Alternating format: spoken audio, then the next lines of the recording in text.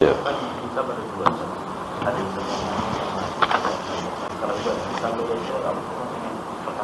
Ya, yasir termasuk yang art itu yasir. Bukan apa bighairi hisabin wal adab. Bighairi hisabin wal adab, yang enggak ada hisab sama sekali. Dan itu ada, dan kita boleh berharap. Dengan banyaknya dosa-dosa kita, dengan sedikitnya ketaatan kita, dalam keadaan kita seperti ini, kita masih boleh berharap. Karena Allah tidak bakhil. Allah betul-betul memberikan karunia-Nya itu enggak ada hitung-hitungan. Siapapun dia, kalau Allah mau kasih, kasih. Ya. Maka dalam keadaan kita banyak dosa seperti ini, sedikit melakukan ketaatan, masih boleh untuk berharap bighairi hisabin wal adab. Bukan sekedar hisaban yasiro. Hisaban yasiro ya tetap hisab, cuman mudah. Al-arad tadi hanya ditampakkan saja, walaupun awalnya ketakutan, karena kita menyaksikan dosa-dosa kita tertulis di situ.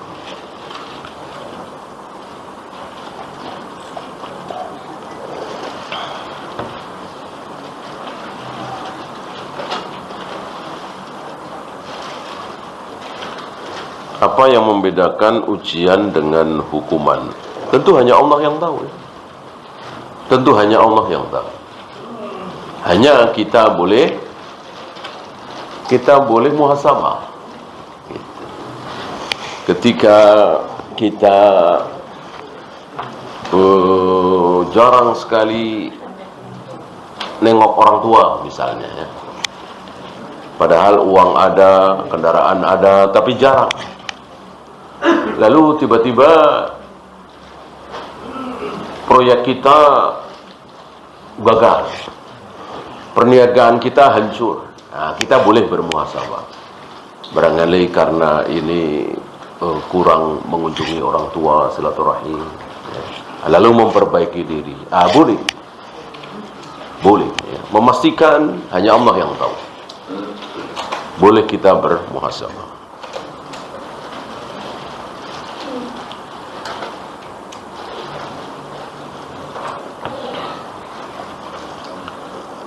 Maksud salat menghadap kuburan, apakah kuburan di depan kita, salat atau di balik dinding masjid?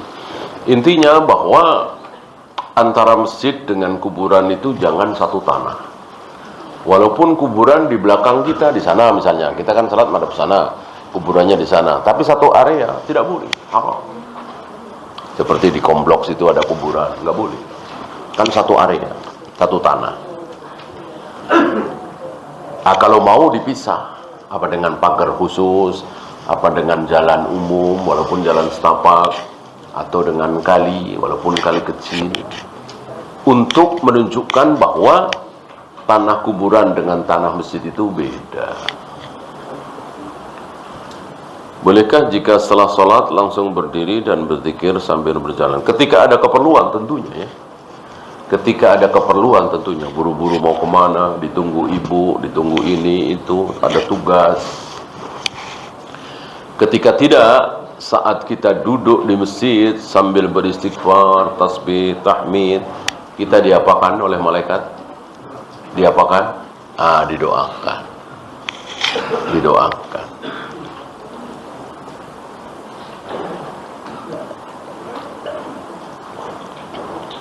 Saat kita datang ke masjid, azan masih dikumandangkan. Apakah boleh kita langsung sholat sunnah qabliyah? Boleh. Boleh. Tidak ada larangan sholat saat azan. Hampir-hampir saudara-saudara kita beranggapan tidak boleh. Maka ketika datang ke masjid azan, nunggu dulu. Nunggu tentu boleh-boleh saja, ya. Tapi jangan sampai ada anggapan, oh nggak boleh, haram kalau langsung sholat. Boleh. Boleh, ya, tentu kehilangan keutamaan menjawab azan, doa setelah azan. Kalau masalah boleh, boleh. Ya. Atau mereka salah dengan wa idza sami'tumun nida faqumu. Ada hadis seperti itu. jika kalian mendengar panggilan azan, maka berdirilah. Syekh-Albani mengatakan ini salah, istilah kita salah cetak gitu ya. Bukan kumu tapi kulu. Lamnya itu tergantikan oleh mim. Mestinya lam. Kulu. Apa kulu? Ucapkan. Artinya kalau kalian mendengar azan, ucapkan seperti azan itu. Ya, Allahu Akbar, Allahu Akbar, ya. Jawab Allahu Akbar, Allahu Akbar. Asyhadu an la ilaha illallah, asyhadu an la ilaha illallah. Ya, salah al-falah beda ya. Itu maksudnya. Lalu salah huruf banyak ini. Ya, bayangkan tulisan tangan. 1000 tahun yang lalu, kan penulisan hadis 1200 tahun yang lalu, 1300 tahun yang lalu, tulis tangan. Maka sering terjadi kesalahan seperti itu. Maka jika kalian mendengar azan, maka berdirilah. Ini sebuah kesalahan tulis.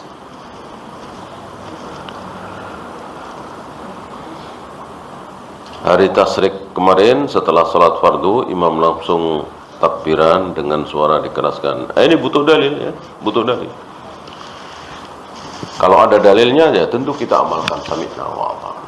Yang ada dalilnya bahwa Rasul dan para sahabat mengumandangkan takbir tahmid di hari raya. Kapan? Dimanapun. Kapanpun, pagi, petang, sore. Ya, kecuali ada dalil khusus habis sholat. Ya tentu sami'na wa ata'na. Ketika tidak ada, ya kita tunggu. Ya. Tidak bisa mumpung berkumpul habis sholat, nggak bisa. Itu rohyu. Ini ibadah tidak boleh dengan kias, tidak boleh pakai rohyu. Betul-betul menunggu riwayat Rasul dan para sahabat melakukannya. Kalau iya, kita ikuti. Dan itu kan waktunya zikir. Kenapa diambil? Kalau nggak ada dalil ya. Itu kan waktunya zikir, istighfar, tasbih, tahmid. Kenapa diambil untuk takbiran seperti itu? Sementara waktu-waktu kan banyak. Sambil masak ibu-ibu, sambil nyapu, sambil nunggu. Kalau ini diamalkan oleh kaum muslimin, barangkali semakin gemetar itu orang-orang di halte, ya kan? Di sambil nunggu pesawat, takbiran, ya.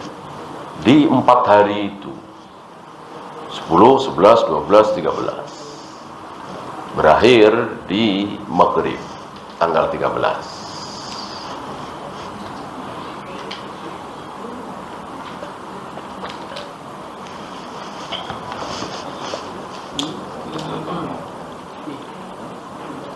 Apakah benar hadis tentang pandangan kita ke arah tempat sujud ketika sholat itu hadisnya dhaif?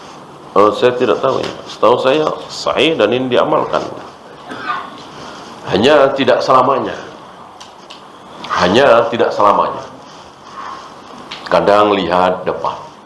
Ada beberapa riwayat Nabi sholat tidak melihat ke tempat sujud. Di antaranya ketika beliau sholat pakai sutra, lalu ada ini di tempat terbuka ya, ada seekor kambing yang mau lewat antara beliau dengan sutra. Maka beliau maju ke arah sutra, sehingga kambing itu lewat di depan sutra, bukan antara beliau dengan sutra. Kalau beliau terus nunduk ke tempat sujud, barangkali ini tidak terjadi. Tahu-tahu udah lewat. Ya. Yang kedua, Nabi ketika mengimami sholat, berdiri, beliau melihat apa? Beliau melihat surga dan neraka di depan beliau. Beliau maju, ingin mengambil setangkai buah surga itu. Berarti kan di depannya. Berarti beliau melihat ke depan. Jadi hukum asalnya melihat ke tempat sujud, tapi sekali waktu bisa melihat ke depan. Sebaik-baik manusia adalah yang baik terhadap istrinya. Bagaimana jika istri tidak mendukung suami berbakti kepada orang tua? tentu berbuat baik kepada istri ini tidak dengan berbuat maksiat. Seperti tadi ya. Maksud sebaik-baik laki-laki adalah yang baik kepada istrinya itu jujur, amanah, ngomongnya nggak kasar, nggak nyakiti, gitu ya. Nah, biasanya kita semua ini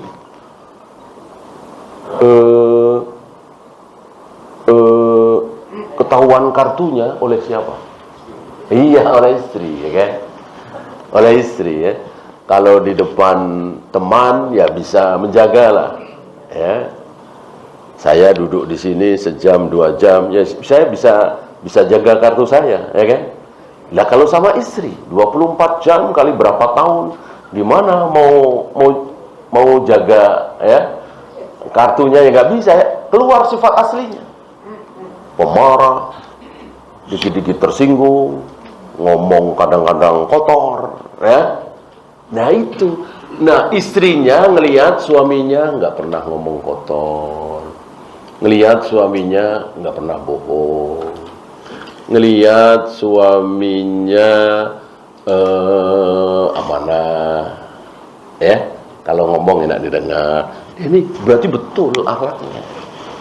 Bukan apa istilahnya, bukan bikinan. Kalau saya di sini kan bisa bikin, ya.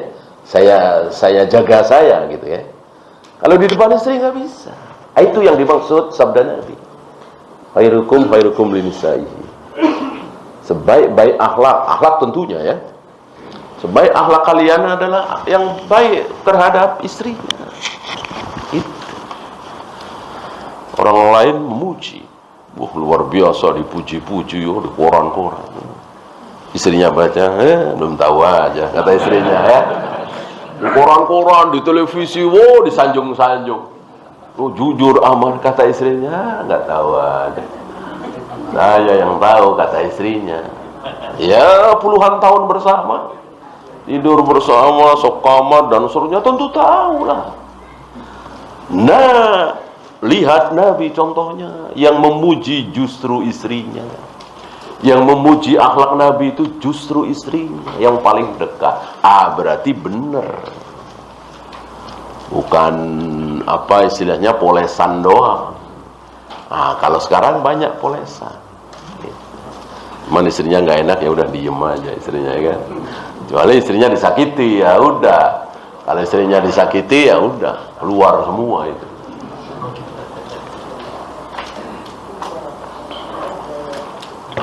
Bolehkah orang hamil di luar nikah dinikahkan atau harus nunggu anaknya lahir? Ada 2 kisah. Pertama terjadi di zaman Abu Bakar, kedua ini Rasul sudah wafat ya. Kedua terjadi di zaman Umar. Ini ada di Sunan Ad-Darimi. Di zaman Abu Bakar ada seorang laki dan perempuan, bujang dan gadis berzina lalu hamil. Setelah yang laki-laki dicambuk, umumnya dicambuk 100 kali, tidak mati ya. Kemudian dinikahkan, tidak menunggu lahir. Yang haram adalah dinikahkan dengan laki-laki lain. Jelas ini haram. Jangan engkau campurkan 2 air mani dalam 1 rahim. Ketika Nabi mendapatkan rampasan perang budak-budak perempuan, maka beliau melarang, jangan kalian campuri yang sedang hamil. Gitu. Kalau oleh laki-laki yang menzinai, boleh. Sudah dinikahkan. Dan diam semua sahabat, nggak ada yang protes. Kejadian kedua di zaman Umar, ketika Abu Bakar wafat. Seorang laki dan perempuan berzina, perempuan hamil, setelah laki-lakinya dicambuk, tidak mati, lalu dinikahkan. Laki-lakinya nggak mau, maunya zina doang, nggak mau nikah. Umar tidak berani maksa, karena memang zina nggak ada harganya. Ketika seorang wanita sudah mau dizinai, maka dia tidak bisa menuntut apa-apa, salah sendiri mau. Betul-betul nggak ada harganya, beda dengan nikah. Beda dengan nikah. Begitu nikah baru sehari, nggak usah sehari lah, 1 jam suaminya meninggal, kok kaya raya, ya, dapat warisan nggak? Dapat. Sama nggak dengan istri pertama? Kalau misalnya dia istri kedua, istri pertama sudah nikah 40 tahun misalnya, dia baru 2 jam, ya, sama nggak warisannya? Sama istri. Kalau istri pertama dapat 1 miliar, istri kedua dapat 1 miliar, padahal baru 2 jam. Inilah hukum Allah, seadil-adil hukum. Adapun zina nggak ada harganya. Maka ketika si laki-lakinya tidak mau menikahi, ya nggak bisa nuntut apa-apa. Umar nggak berani maksa. Sekarang Hansip maksa, ya kan? Nah, Umar aja nggak berani maksa. Hansip, Pak RT berani maksa. Enak aja nggak mau tanggung jawab, ya. Karena itu tadi. Nah, ini sampaikan kepada putri-putri kita agar semakin jauh dari zina. Rugi sekali wanita yang mau dizinai oleh laki-laki. Nah, hanya diingat kalau punya anak tidak boleh dinasabkan ke ayahnya karena memang bukan ayahnya. Maka istilah Imam Syafi'i, Abul Mani, bapak mani, bukan secara hukum. Secara hukum bukan ayahnya. Ya. Dan putus nafkah, nasab, ya, wali. Jika anak hasil zina ini perempuan, nanti kalau dewasa dia menikah, maka yang jadi wali tidak boleh ayahnya. Ayahnya tidak boleh, apalagi abangnya, pamannya udah nggak ada. Maka satu-satunya wali adalah wali hakim. Ya, waris putus. Kayak bukan nggak ada hubungannya gitulah. Waris putus. Waris, nafkah, nasab, wali, perwalian.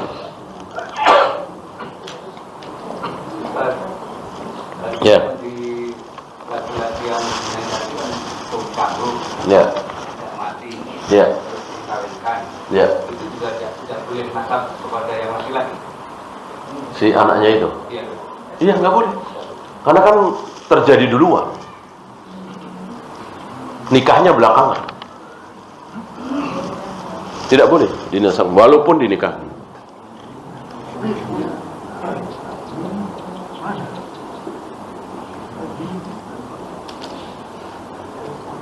Apa maksud bahwa fitnah terbesar adalah wanita?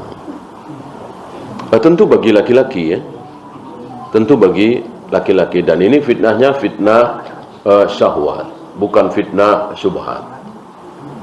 Fitnah syahwat. Dan banyak kita saksikan laki-laki yang baik, yang jujur, lugu, apa adanya, tiba-tiba menjadi seorang penjahat misalnya, koruptor misalnya. Itu karena godaan wanita. Ya, kita tahu sendiri, awalnya Adam mau nggak mendekati pohon larangan itu? Enggak, kan? Akhirnya Adam nekat setelah Hawa, setelah istrinya merengek minta. Dan iblis tahu persis ini. Maka yang pertama kali ditipu, digoda adalah Hawa. Dan itu akan terjadi terus sampai hari ini, sampai akhir zaman. Bolehkah ikut hadir undangan acara pernikahan yang di dalamnya ada kirim doa untuk orang mati dan salawatan seperti berdiri bersama? Ya, tentu kita datang. Biasanya acara walimah itu kan intinya adalah apa? Makannya itu kan. Jangan datang pas acara, datang aja pas walimah. Dan hal seperti ini kan wajar, ya. Kita datang langsung makan walimah, tidak usah ikut ritualnya.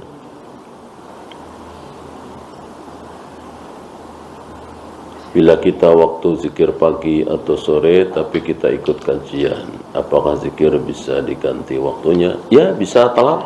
Oleh karena itu kan waktu pagi itu kan bukan 10 menit, 20 menit ya. Bisa sejam, 2 jam, 3 jam ya. Maka boleh setelah kajian misalnya. Wallahu a'lam. Ya, itu saja. Kalau orang kafir itu dihisab nggak? Apa langsung Dihisap dosanya, amal kebaikannya tidak. Walaupun dia banyak sedekah, membantu orang-orang fakir, tidak ada apa-apanya nanti di sana. Adapun dosanya iya. Maka seorang kafir yang belum pernah membunuh dengan seorang kafir yang pembunuh ya beda. Makanya neraka kan bertingkat-tingkat. Nah, untuk membedakan ya dengan hisab itu kan. Entah hisabnya seperti apa. Wallahu a'lam. Ya, habis ya. Kita akhiri. Subhanakallahumma bihamdika asyhadu an la ilaha illa anta astaghfiruka wa atubu ilaik. Assalamualaikum warahmatullahi wabarakatuh.